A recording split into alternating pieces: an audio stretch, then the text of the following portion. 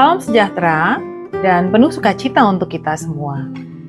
Renungan hari ini mengambil judul Tuhan Tidak Lalai.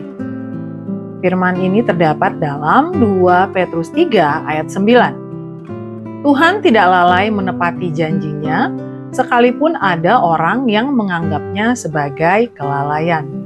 Tapi Ia sabar terhadap kamu, karena Ia menghendaki supaya jangan ada yang binasa, melainkan supaya semua orang berbalik dan bertobat.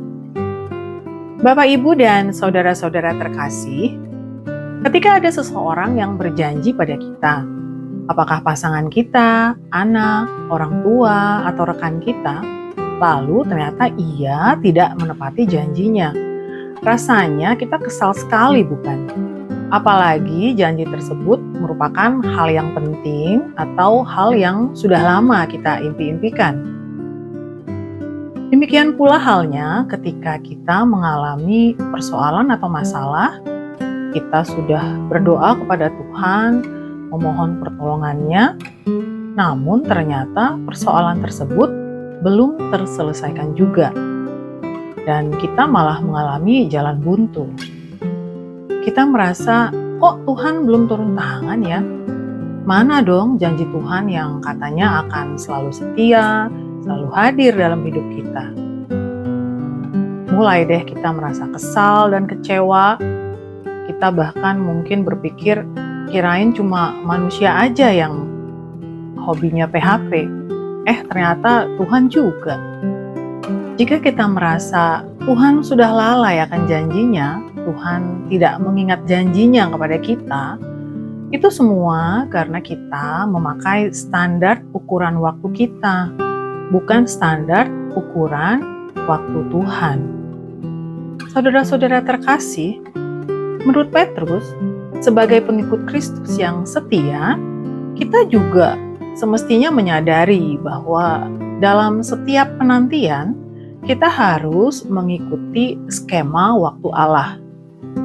Dalam firman yang kita baca hari ini, Allah menghendaki agar semua umat-Nya setia dalam penantiannya, agar semua orang ikut serta dalam kebahagiaan abadi. Allah masih menyediakan waktu bagi yang tersesat untuk bertobat. Sehingga dengan demikian, masa penantian ini juga menjadi waktu atau masa anugerah bagi kita yang dapat kita jalani hanya dengan pertolongan Tuhan. Sehingga selama masa penantian kita ini, kita dipanggil untuk membawa kabar baik bagi orang lain yang mungkin masih membutuhkan keselamatan melalui pertolongan, perkataan, dan kehadiran kita. Bapak, Ibu, dan saudara-saudara terkasih, kuasa kasih Tuhan itu adalah kuasa yang memperbaiki, bukan semata-mata untuk menghukum. Jadi, jika sekarang ini sikap hidup dan kebiasaan dalam diri masih ada yang perlu diubah, segeralah perbaiki, jangan ditunda-tunda lagi.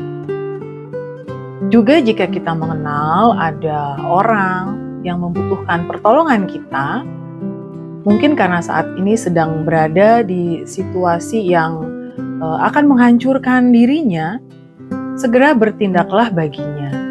Kuasa Tuhan akan selalu memampukan kita untuk menolong sesama.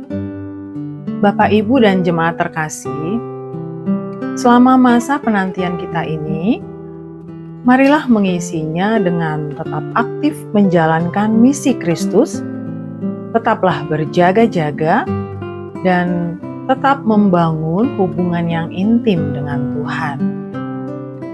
Selamat menikmati berkat Tuhan di sepanjang hari ini.